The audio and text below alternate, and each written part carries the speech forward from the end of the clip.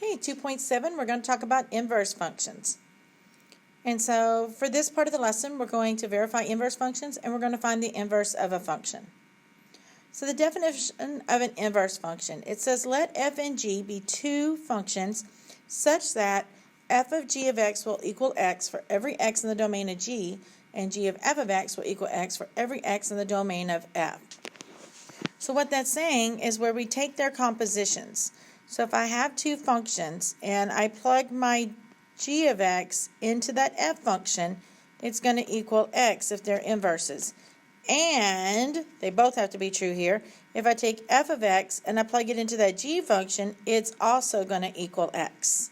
Okay, they both have to be true. It's not that they're both going to have to equal the same thing, as they both actually have to equal x. Now, another big thing with inverses, not only do when you take their compositions do you get an x out of it, but another big thing with inverses is that the x and y will switch. So if we're looking at a table, the inverse, we're going to switch the x and y's. If we're looking at a graph, we switch the x and y's. If we're looking at an equation, we're going to switch the x and y's. All right, so down here at the bottom it says the function g is the inverse of the function f, and it's denoted by f, and it looks like it's raised to the negative 1. That's either read as f inverse or the inverse of f of x. Thus, f of the inverse of f of x will equal x, and the inverse of f of x will equal x. So what it's saying is when we take the composition of them two, it doesn't matter that we just change g to have the inverse of f of x as its notation, okay? When we take their compositions, when we plug one into the other, it's always going to equal x if they're inverses. But now, because remember x and y switch, that means the domain and the range will also switch. So it says here the domain of f is equal to the range of the inverse and vice versa. So if you have f, its domain will become the range of the inverse, and if you have f, the range will become the domain of the inverse because they switch places. X and y switch, domain and range switches. We'll talk more about that though in the next part of the lesson. All right, so example 1 says show that each function is the inverse of the other. And so if we want to show that two functions are inverses or find out if they're inverses, we're going to take their composition. So that means we're going to take f of g of x and we're going to take g of f of x. And remember, when we solve these, they both have to equal x. All right, so let's go do the first one. Let's do f of g of x. So that means f is on the outside, so it's my skeleton. So remember, that means we're going to take 4x minus 7. My x becomes a parenthesis. And we're going to take this g of x and we're going to plug it into f. So we're going to take this g of x over here and we're going to plug it in to those parentheses. So it's x plus 7 over 4. Now a couple things when you are multiplying with fractions, remember we're going to multiply straight across. So this 4 in front, I need to make it over 1. And so also remember when you're multiplying fractions, anything that's the same on the top and the bottom of a fraction will cancel. So that means that these 4's here will cancel. So we're going to bring out that x plus 7 in the numerator. There's nothing else there. And then bring down your minus 7. Then combine 7 minus 7. That's 0. And so we end up with just x. Now, that doesn't mean that they're inverses for sure, but it means that there's a very good chance that they're going to be, okay? Because they both have to equal x. Now, if that had not been x, I would go back through my work, double check it, make sure to make a mistake, and then I'm safe to say if it's still not equal to x, then it is not, they're not inverses, okay? Because they both have to equal x. But since the first one equals x, that means we have to go see if the second one also equals x. So this time g is on the outside, so it's my skeleton. So we have x plus 7 all over 4. And we're going to take f of x and plug it in. So f of x is the 4x minus 7, so we're going to plug that into the parentheses. Now, when you're dealing with fractions, remember you work the top, you work the bottom, and then you simplify the fraction as a whole. So we're just going to work on the numerator right here. There's nothing in front of the parentheses, so I don't really need it. So I'm just going to take my 4x minus 7 out of parentheses and then bring down my plus 7. Over. Can I do anything to the denominator? I cannot. Therefore, I'm just going to bring the 4. So we just need to work on our numerator. I see we've got like terms right there. Negative 7 plus 7 is 0. So we got 4x over, and we already said we can't do anything in the denominator. Can I do anything else in the numerator? I cannot. Can't do anything in the numerator. We can't do anything in the denominator. So can we do anything to this fraction as a whole? Well, yes, we have a 4 on top and a 4 on bottom. The 4 on top is being multiplied times the x. So that's not being added or subtracted. It's not superglued together, okay? So we are able to cancel that, and when we do that, we just get x. And now, since they both equaled x, it's safe for us to say that these two are inverses. All right, to find the inverse of a function. So what if they give us an equation and they tell us to find the inverse? So here is 4 steps that we're going to follow. The first thing we're going to do is we're going to replace f of x with y. So just where it says f of x equals blah, blah, blah, we're going to make it y equals blah, blah, blah. Then we're going to interchange the x and y. That's where we switch them. Every x becomes a y, every y becomes an x. And then the third step is we're going to solve for y. And the fourth step, once we have it y equals, then we're going to go back to function notation. So instead of writing y equals, we're going to put that inverse of f of x equals. And then if we wanted to verify it, we could take the composition going both ways. All right, so look at example 2 here. It says find the inverse of f of x equals 2x plus 7. All right, so remember our first step is to replace f of x with y.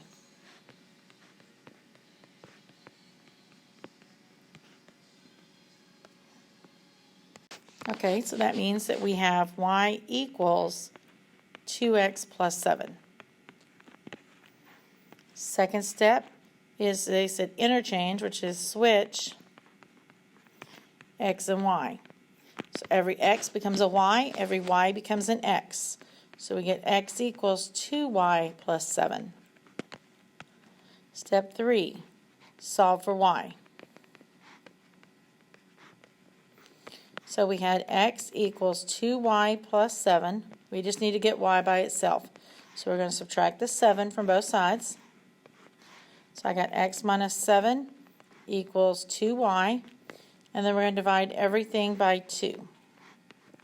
And so we do that. I got that equals y by itself, so I'm going to put that first. So I have y equals, I have x minus 7 over 2. All right, so I solve for y. And the fourth step is to replace y with the inverse of f of x. So we get the inverse of f of x is equal to x minus 7 over 2. Now, before I move on from this slide, I want to go back into step 3 there where we were solving at the very bottom on the left there when we divided by 2. So I want to show you something else that sometimes they do. All right, so if we had, it was x minus 7 equals 2y, and we said we were going to divide by 2.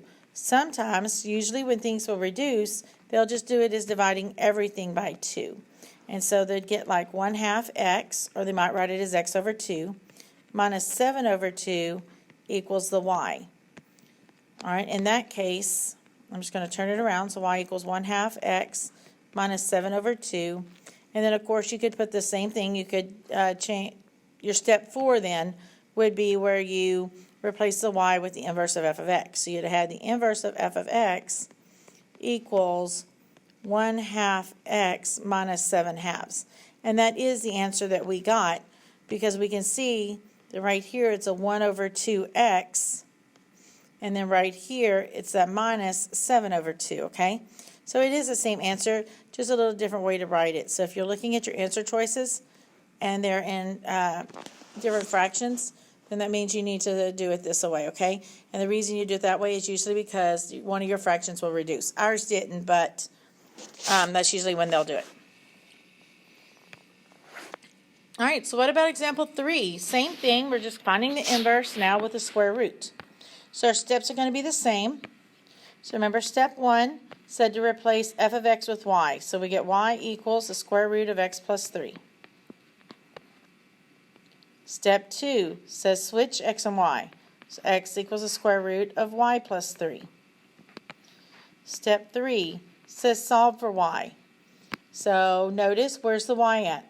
The y is inside the square root. So we've got to get rid of that square root. To get rid of it, we square it. So we end up with x squared equals, the square and the square root will cancel, so we get y plus 3. So now let's solve for y. So let's subtract 3. And so we get x squared minus 3 equals y. Or we can write it as y equals x squared minus 3.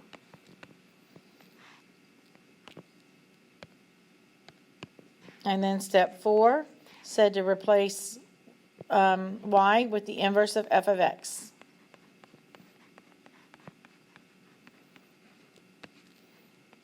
And so there is our inverse function.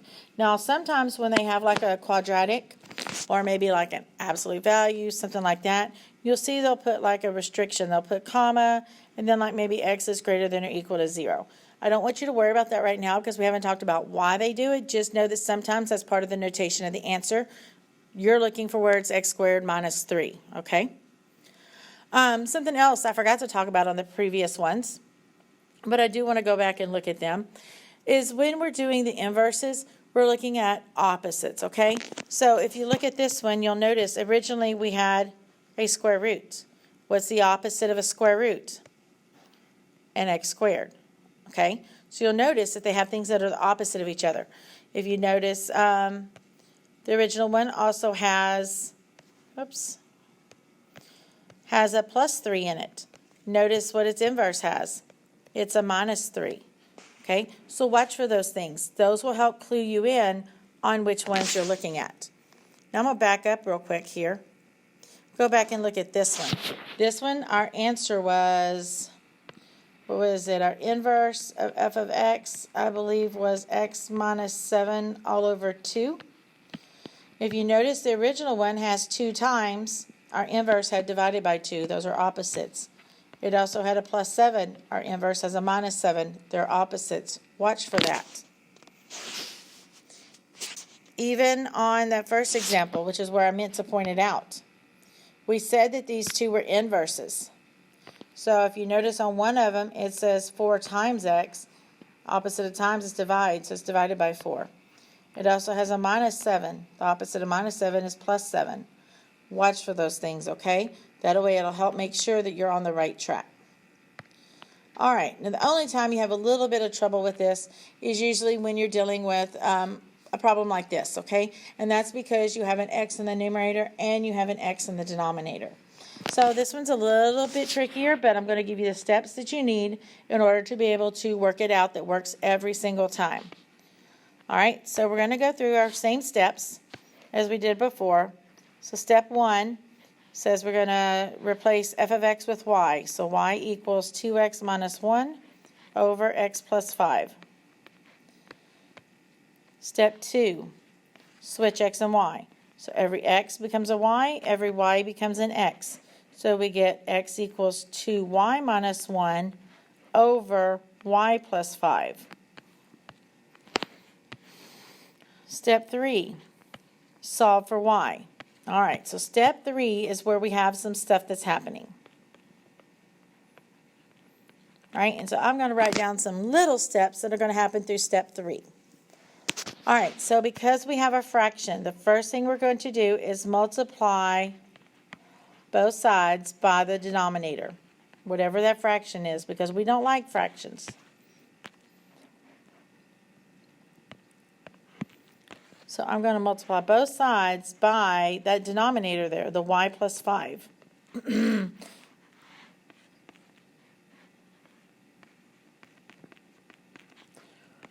Okay, when I do that, on the left there, I got x times the y plus 5 equals, and on the right, the y plus 5's cancel. That's the whole reason I did it.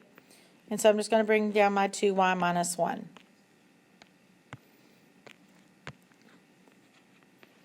Second step, we're going to distribute. We need to distribute whatever's on the left side there. And so we're going to take this x and we're going to distribute it times the y and times the 5. So what is x times y? xy. All right, and then what is x times 5? Positive 5x. And so let's bring down the rest here.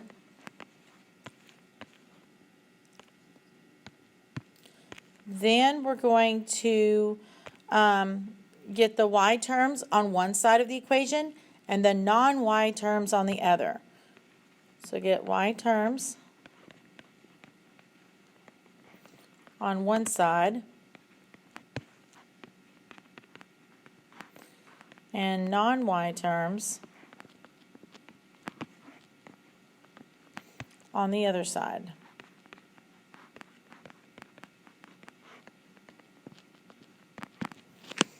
So y terms are anything that's got a y in it. Non-y terms don't have a y. So if you look at the problem over here, you'll notice the xy has a y in it, and so does this 2y, okay? And because I like y to be on the left side of my equation, I'm going to have to move this 2y over. And so I can do that by subtracting it. So I'm going to subtract the 2y, and now it's no longer on that side. But if you look on that side, it does have a 5x. That's a non-y term, so it needs to go to the other side then. And so I'm going to move that over by also subtracting it. Now it's no longer over here. So when I go to write this now, on the left side, we have xy minus 2y equals, and on the right side, we have a negative 1 minus 5x. Now, does it matter which one you put in front? No, it doesn't, okay? Either way. All right, so I'm going to take this now, I'm going to rewrite it up here so I have room. So it was xy minus 2y equals negative 1 minus 5x. Now, because we have more than one y there, notice they have these two terms have a y in common. So we're going to common factor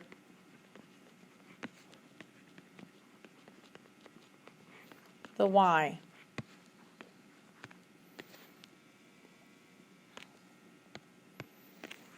So when I do that, remember when we common factor, we write it down and then we divide it out. So we're dividing both of these by y. In that case, that will cancel. So I got x, that cancels, and I have minus 2. And then equals the negative 1 minus 5x. Now we did that because we need only one y. We can't solve for y if we have more than one. We couldn't combine them because they weren't like terms. So therefore we had to common factor it out. Now, if I want to get y by itself, this is y times what's in the parentheses. So we're going to divide by the parentheses. So we're going to divide by whatever is in our parentheses. So we divide both sides here by the x minus 2. On the left it will cancel, so you get y equals. And then you can't do anything with this, I'm just going to write it down.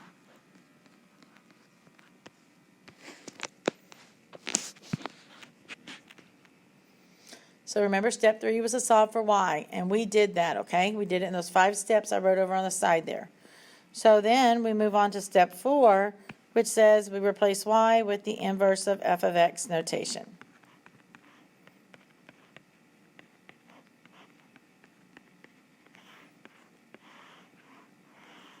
And there is our answer. Now, I am going to use this to show you something, though, because if this was an open-ended problem and you just had to submit your answer to me, I would be more than happy to take that answer. But because it's a multiple choice question, they could actually write it a little bit different, but be equivalent to it. So let's talk about different things that could happen that you should watch out for. All right.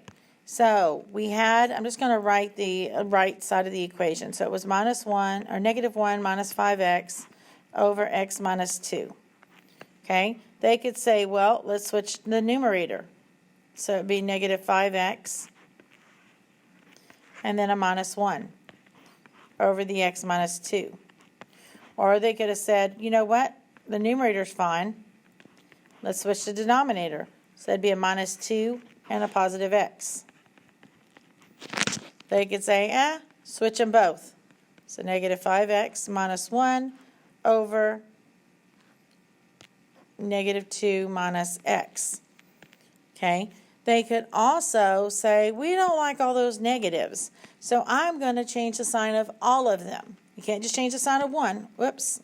I actually did on accident here. This should have been a plus x. Sorry about that. All right, so they said, well, I want to change all of the signs. Well, in that case, they'd have to change all of them, okay? And so they could write it as it's a positive 5x, positive 1 over positive 2, negative x, or which would be a minus x, okay? They could do that to that form of it. They could have done it to any of these forms right here, okay? They could have switched all the signs if they wanted to. So those are just different things to watch out for. There's no one answer that's correct for sure, okay? But if you notice on all of them had a 5x on top, all of them had a 1, all of them had an x on bottom, all of them had a 2 on bottom, okay? So that part won't change. Could be in the front or the back. It could have different signs. But if one of them has a different sign, then they all have to have different signs, okay? You can't just change a couple of the signs. You have to change them all. So just watch out for that so that you'll know that they're equivalent.